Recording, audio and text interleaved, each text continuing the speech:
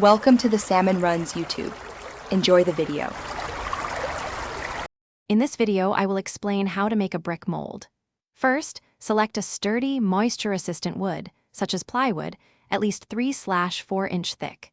You will also need wood screws, wood glue, and a saw.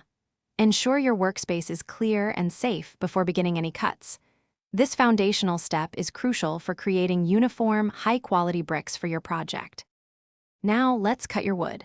For a standard brick, you'll need 2 long sides, 2 short sides, and a base. A common brick size is about 8 inches long, 3, 5 inches wide, and 2, 25 inches high. Cut your pieces accordingly, adding extra for the mold's thickness. Apply wood glue to the edges, then screw the sides to the base, ensuring a strong, tight fit. To make your mold last, consider adding reinforcement. Small metal corner brackets or additional wood blocks at the joints will significantly enhance its strength, especially with repeated use. Next, sand the inside surfaces until they are very smooth. This prevents the wet clay or concrete from sticking. Finally, apply a waterproof sealant or a few coats of polyurethane to protect the wood from moisture and extend the mold's lifespan.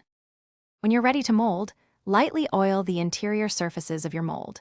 This simple step ensures your bricks release cleanly without damage. After each use, clean the mold thoroughly, removing any residual material to maintain its integrity and shape. Proper care will allow your mold to produce hundreds, even thousands of bricks.